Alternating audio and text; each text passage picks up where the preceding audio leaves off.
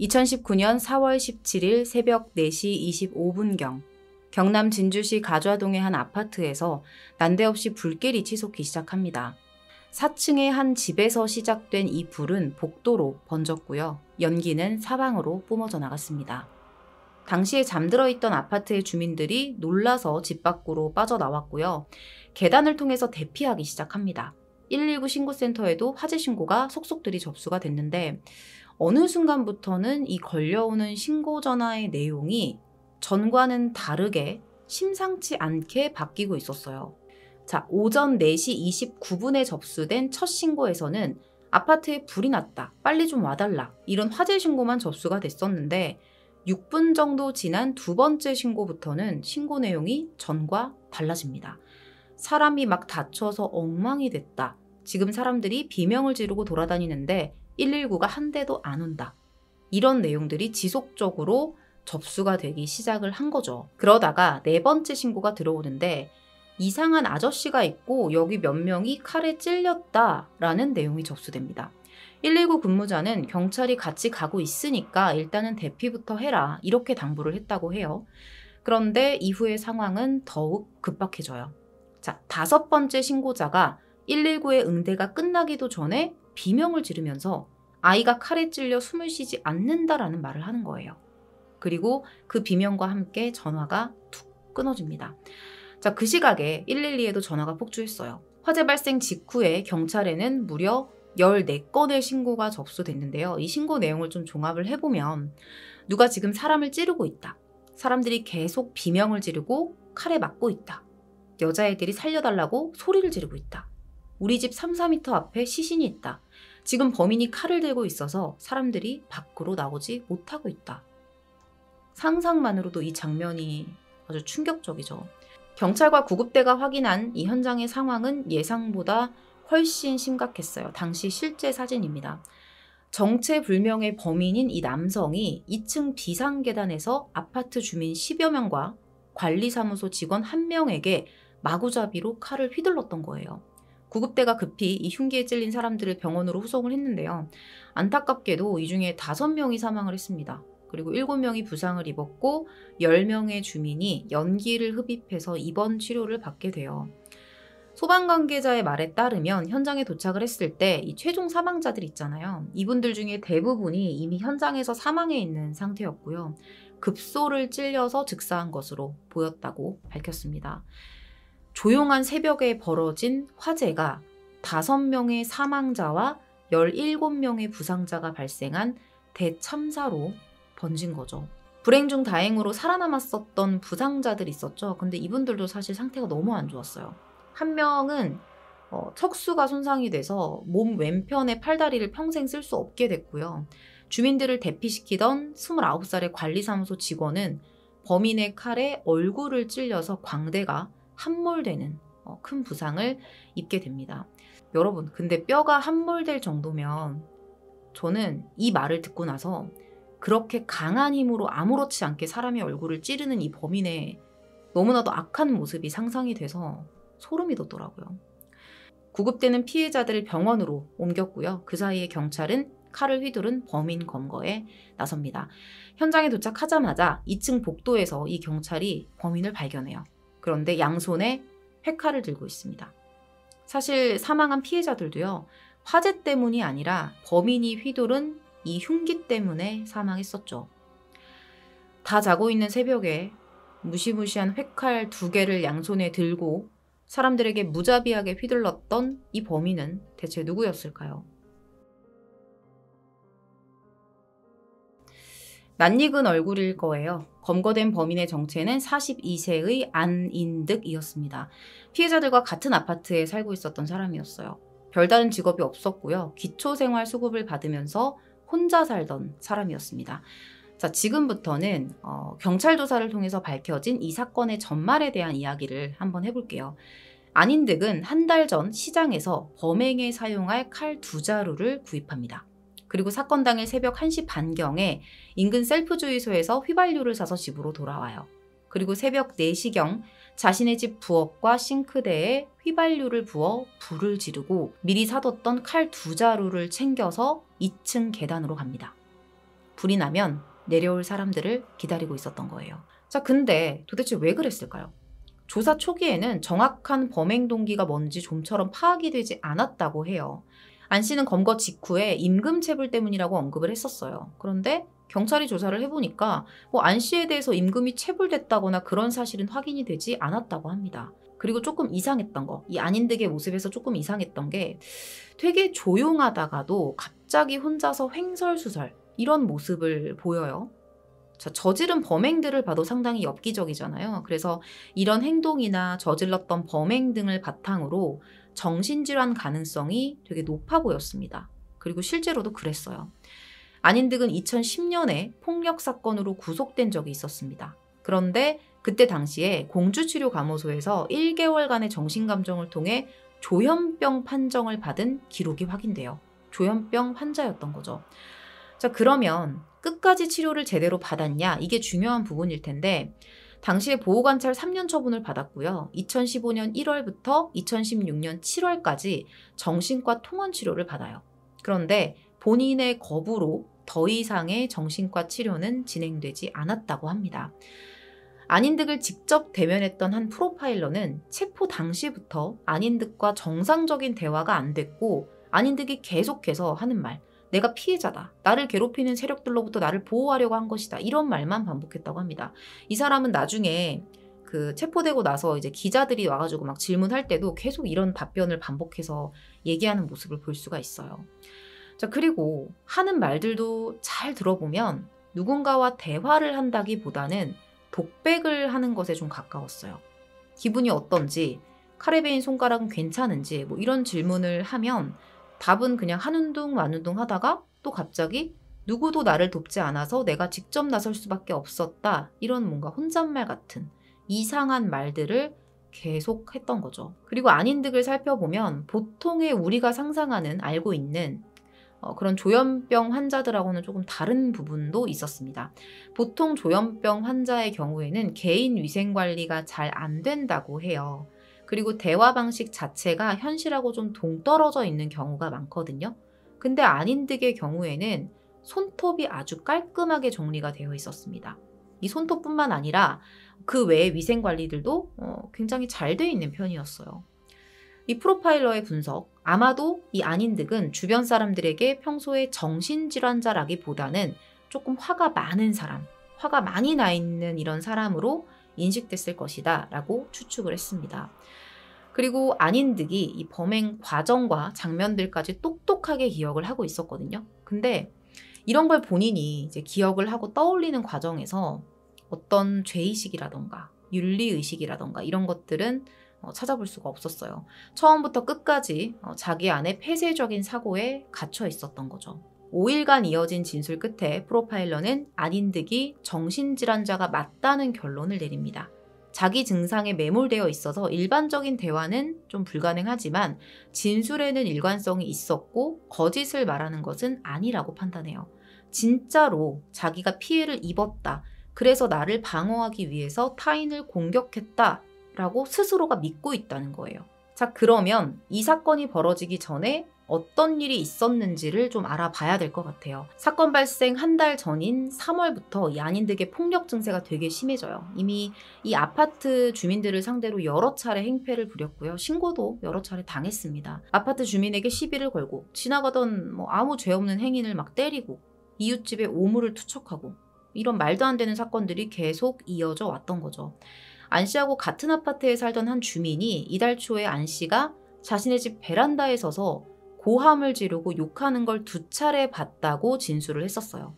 그리고 같은 해 1월에는 자신이 일했던 기관을 찾아가서 여직원을 때리고 난동을 부렸다고 해요. 경찰에 따르면 안 씨가 이곳에서 2개월간 근무를 했었다고 합니다. 그런데 정작 출근한 날은 10일밖에 되지 않았다는 거예요. 그래서 회사 측에서 출근한 10일 동안의 그 일당 40만 원을 정확하게 지급을 했고 더 이상은 출근을 하지 않는 것으로 서로 이야기가 마무리됐었다는 거죠. 충분히 안인득이 직장에서도 뭔가 문제가 있지 않았을까 생각이 들어요. 그러니까 10일 만에 잘렸겠죠.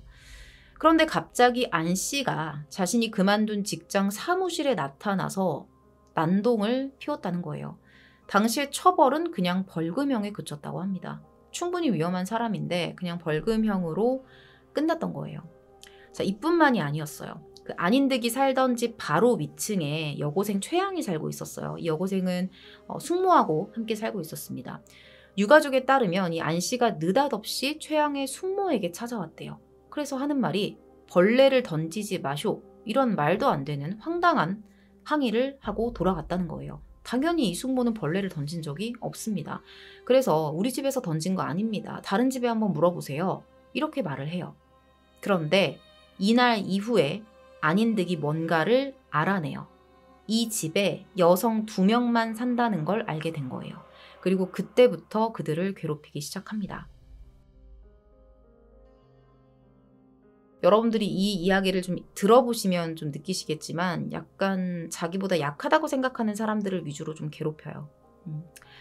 안인득은 수시로 이 최양의 집에 올라와서 문을 쾅쾅 두드리기도 했고요. 심지어 그릇에 오물을 담아서 문 앞에 뿌리기도 합니다. 자, 이게 당시의 그 CCTV 사진이에요. 이 사람들이 너무 괴로워서 집 앞에 이렇게 CCTV까지 설치를 해놨었어요. 또 하루는 길을 가던 숙모에게 계란을 던집니다. 그러면서 욕도 했다고 해요.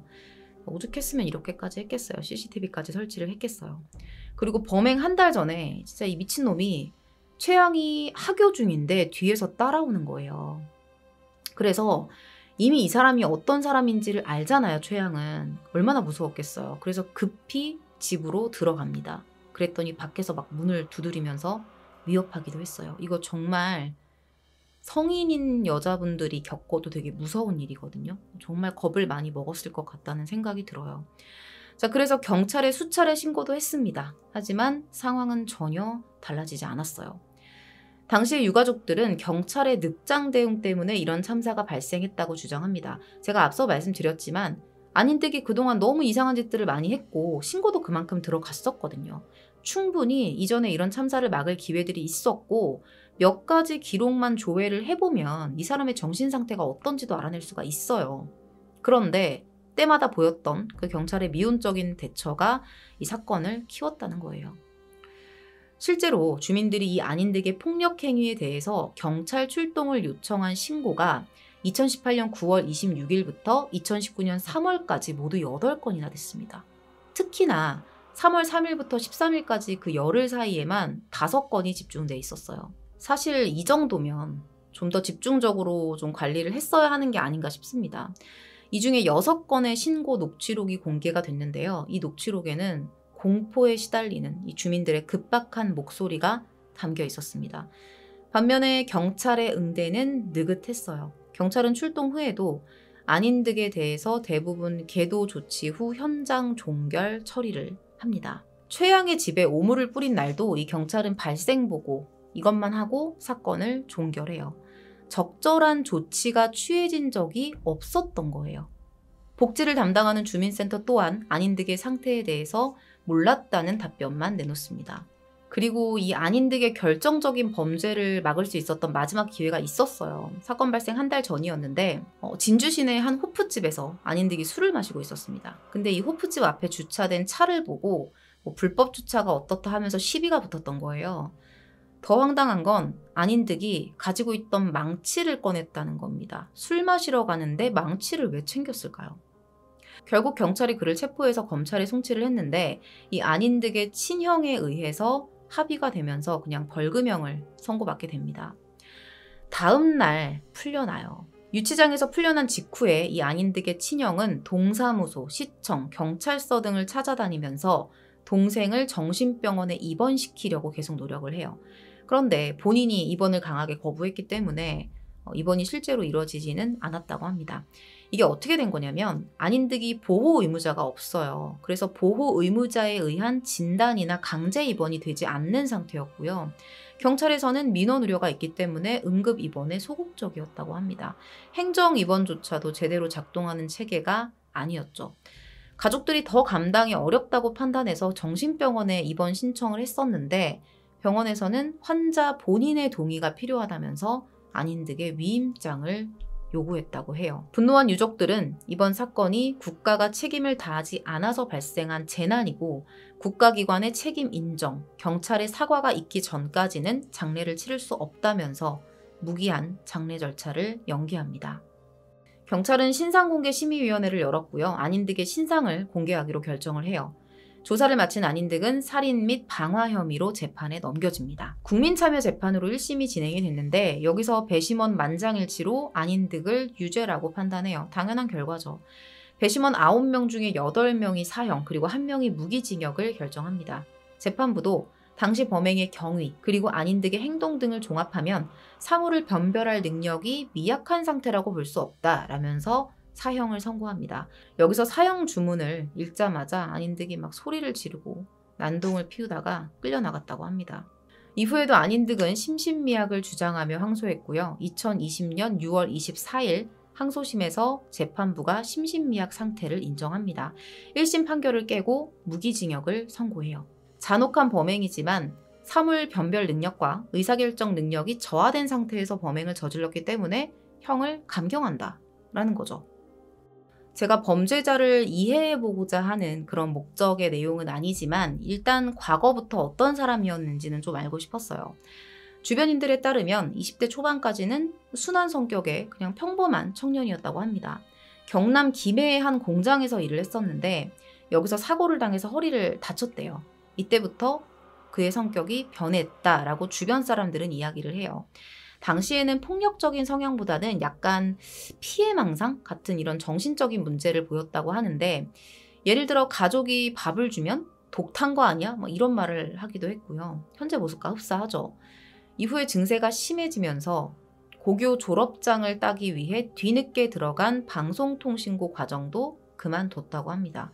당시는 아무도 안인득의 조현병을 알아채지 못했어요. 그때 당시에는 사람의 성격이 조금 그렇구나라고 생각을 하지 정신병이 있으니 병원에 가서 진단을 받아볼 생각은 사실 잘 안 하잖아요. 정신과 전문의는 이때 안인득의 증상이 편집성 조현병으로 의심해 볼 수 있다고 말을 합니다. 만약에 그때 집중치료를 좀 꾸준히 받았으면 어느 정도는 회복이 됐을 것이라고 얘기를 해요. 조현병은 말과 행동, 그리고 감정과 인지, 지각 등 다양한 영역에서 여러 가지 증상들이 복합적으로 나타납니다. 그러다 보니까 환자마다 증상이 조금씩은 달라요. 뇌에서 인지와 감정에 관한 기능이 저하돼서 환각, 망상과 같은 증상이 나타나는 거죠. 때문에 주위에 있는 누군가가 이치에 맞지 않는 말을 하거나 자연스러운 대화가 되지 않고 뭔가 환청에 반응하면서 혼잣말을 하는 것 같다면 주변에서 먼저 감지를 하고 치료를 받을 수 있도록 도와줘야 합니다. 이 사건뿐만 아니라 최근에 여러 강력 사건에서 이 조현병을 감형의 무기로 삼는 범죄자들이 적지 않죠. 그래서 부정적인 인식을 좀 갖게 됩니다. 자연스럽게. 그리고 이런 인식들에 의해서 조현병 환자라고 하면 예비 범죄자, 예비 살인자 이렇게 생각하는 경우도 있어요. 그러다 보니까 같은 병을 가지고 있는 죄가 없는 다른 환자들이 피해를 받고 사회적인 차별을 겪고 있다고 합니다. 대다수의 조현병 환자들은 자신의 병을 치유하기 위해서 힘든 치료와 노력을 거쳐나가고 있습니다. 조현병도 초기에 발견을 해서 꾸준히 치료를 받으면 충분히 원활한 사회생활을 할 수 있다고 해요. 이 방송을 보시는 여러분들도 몇몇 사건들 그리고 몇몇 범죄자들로 인해서 이 조현병과 정신질환에 대해 잘못된 선입견은 갖지 않으셨으면 좋겠습니다. 자, 그리고 제가 사건을 정리하면서 가장 안타까웠던 부분이 있었어요. 이 피해를 입은 한 가족에 대한 이야기인데 이 안 씨하고 같은 층에 살고 있었던 403호에 이 사건 당시 6명의 일가족 중 무려 4명의 사상자가 발생을 했거든요. 당시 403호에 거주 중이었던 금 씨가 자다가 불이 났다는 소리에 깨서 아내와 딸과 조카를 아파트 바깥으로 대피시키려고 합니다. 그리고 바로 아래층에 이 부모님도 살고 있었어요. 그래서 이 부모님도 대피를 하도록 했었죠. 이분의 딸이 12살이었는데 얼마나 놀랐겠어요. 그래서 딸을 진정시키면서 엄마하고 할머니하고 먼저 내려가 있어. 이따 보자 하면서 이렇게 손을 흔들면서 딸을 내려보냅니다. 그리고 본인은 다른 사람들 집의 문을 막 두드리면서 계속 사람들을 깨워서 대피를 시켰죠. 그런데 그날 그렇게 손을 흔들면서 헤어졌던 모습이 딸과의 마지막 인사였습니다. 금 씨의 딸과 어머니가 안인득의 흉기에 목과 등을 찔려서 현장에서 과다출혈로 숨졌던 거예요. 이분은 모든 것이 자기 탓이라고 생각을 하고 있어요. 부모를 잘못 만나서 아이가 죽었다. 아빠를 잘못 만났다. 이렇게 자책을 하고 계십니다. 금 씨의 아내도 당시에 중상을 입었는데요. 딸을 보호하려다가 칼에 찔렸던 거죠. 자기 눈앞에서 사랑하는 딸이 왜 미친놈한테 칼을 맞고 죽어가는 모습을 봐야 했던 그 상황이 너무 화가 나면서도 슬프더라고요. 더 충격적인 건 이 사건의 피해자인 금 씨가 안인득의 형과 친분이 있는 사이였다는 겁니다. 이렇게 안인득의 죄 자체에 분노감을 감출 수가 없었어요. 정작 자기보다 강해 보이는 사람, 덩치가 좀 커 보이는 남자, 이런 사람한테는 칼을 휘두르지 못했고요. 노인과 여자, 그리고 어린 사람, 이렇게만 공격을 했던 거죠. 이런 선택적인 비겁함에 대해서 참 화가 많이 나더라고요. 그런데 사실 더 실망스러웠던 건 이전부터 이걸 막을 수 있었던 수많은 기회를 때마다 그냥 넘겨버렸던 경찰의 대처였습니다. 발생한 지 3년이 넘어가는 사건인데요. 지금의 현실은 어떻게 변했을까요? 오늘 준비한 내용은 여기서 마무리하도록 하겠습니다. 긴 시간 시청해주셔서 감사합니다.